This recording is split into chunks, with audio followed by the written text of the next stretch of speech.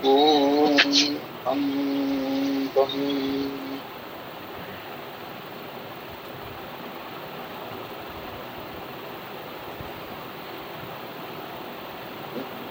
ओम हिरण्यगर्भ सूक्त ऋग्वेद मंडल 10 सूक्त 121 मंत्र 3।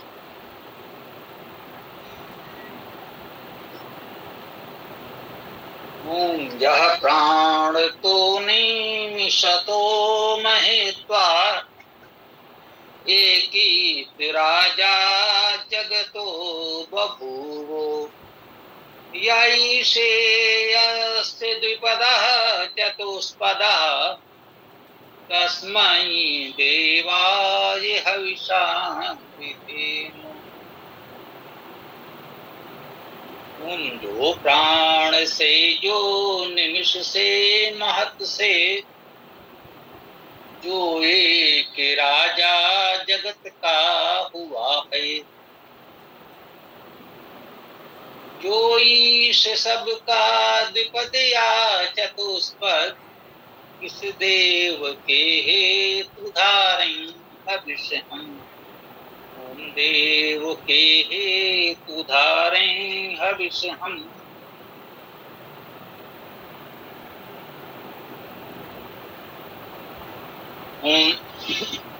यह प्राण तो यह जो प्राण तो प्राण से अपनी प्राण शक्ति से चेतना से निमिष तो निमिष मात्र समय की बहुत छोटी इकाई का सूचक होता है।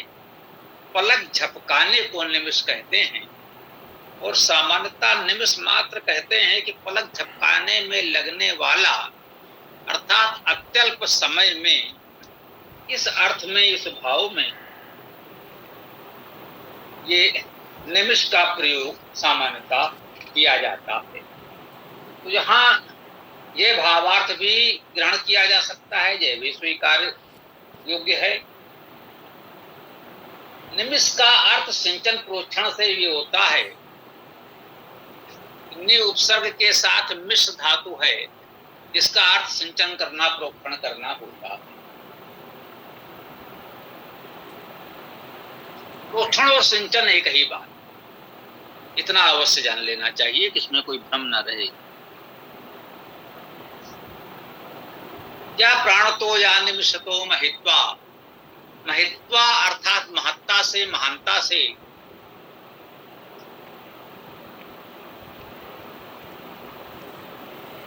जो प्राण से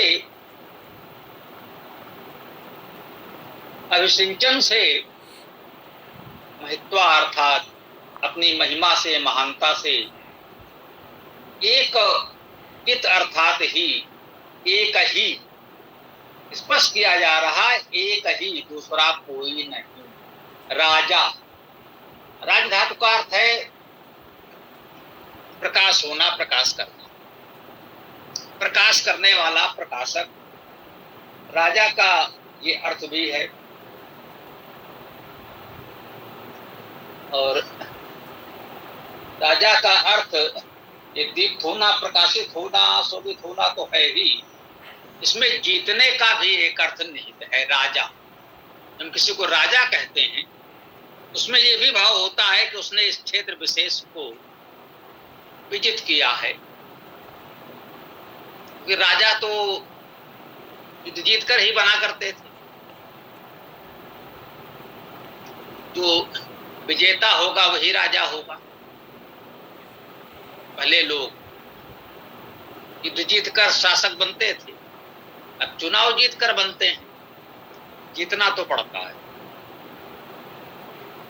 तो एक जित राजा जगतो बभूवो,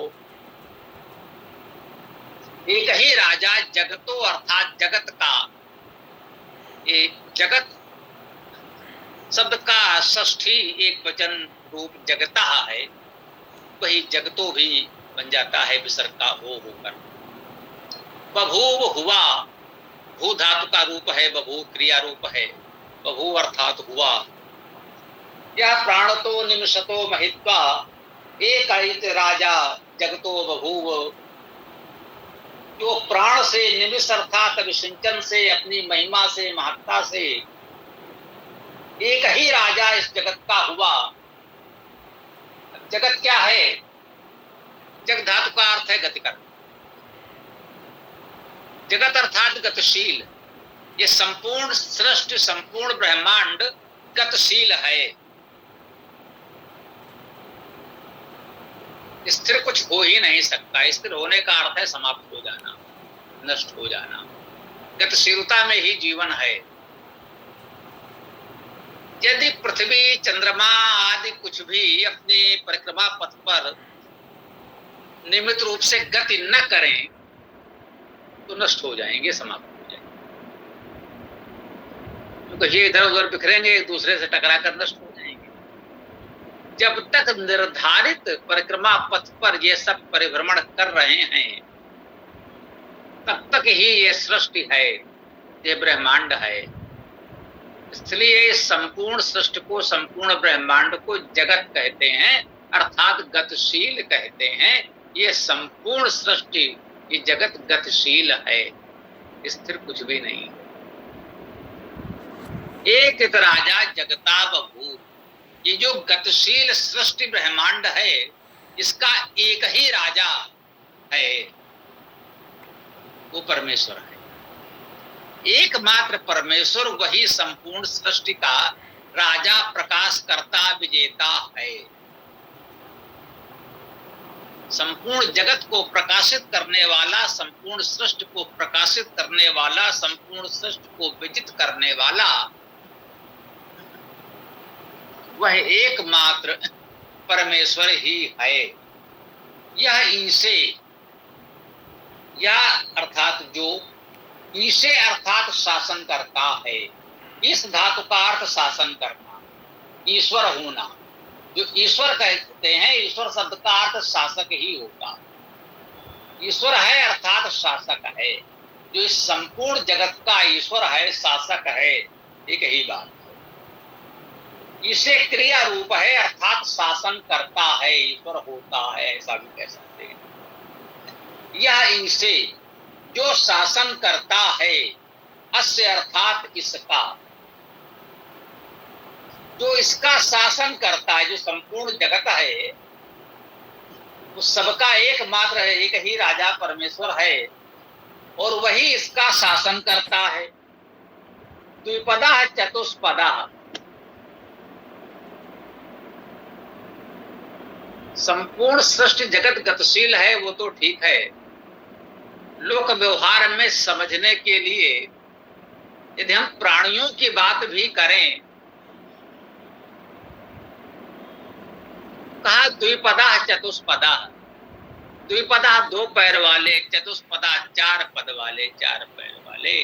वो दो पैर वाले हों या चार पैर वाले हों, उन सब का शासन वो परमेश्वर ही करता है। तो आगे कह रहे हैं, कस्मै देवाय हविषा विधेम। ये चतुर्थ चरण रणगर्भ सूक्त के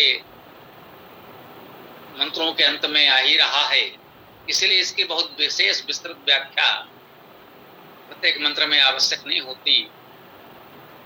कस्मै देवाय हविषा विधेम। इस देव के लिए अभी द्वारा विशेष धारणा करें, विशेष धारण करें, विधान करें।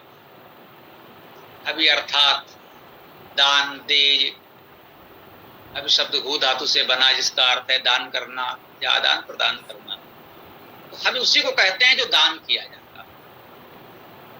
हम अपना दान, श्रद्धा, समर्पण और किसके लिए करें? वो एकमात्र परमेश्वर ही संपूर्ण जगत का प्रकाशक है, राजा है, शासक है। वही एकमात्र तो है। तो उसके अतिरिक्त और किसी के लिए कोई साधना, उपासना, दान, समर्पण नहीं है। जो कुछ हमें करना है, श्रद्धा, समर्पण, दान करना है, वो उस परमेश्वर के लिए, किसी और के लिए नहीं। दान का अर्थ परमेश्वर को हम कोई वस्तु तो नहीं दे सकते। यहाँ पर केवल अपनी भावना, समर्पण की बात कहनी चाहिए कि हम अपने आप को उसके प्रति समर्पित कर दें। यही हमारा दान है और उसे हम इसके अतिरिक्त और क्या दे सकते हैं। सब कुछ उसी का दिया हुआ है। हमारी क्या सामर्थ्य है? वो अनंत ब्रह्मांड का सृजन करता है, रचयिता है, विधाता है। हम उसे क्या देंगे? हम केवल अपनी भावना, श्रद्धा, समर्पण ही उसे दे सकते हैं। तो यही हवि है जो हम उसके लिए धारण करते हैं, उसके लिए विधान करते हैं, उसे दान करते हैं, समर्पण करते हैं। तो इस प्रकार हम आज की इस मंत्र व्याख्या को विराम दे सकते हैं। आप लोगों का जो भी विचार प्रश्नादि हो प्रस्तुत कर सकते हैं। ओम खम ब्रह्म।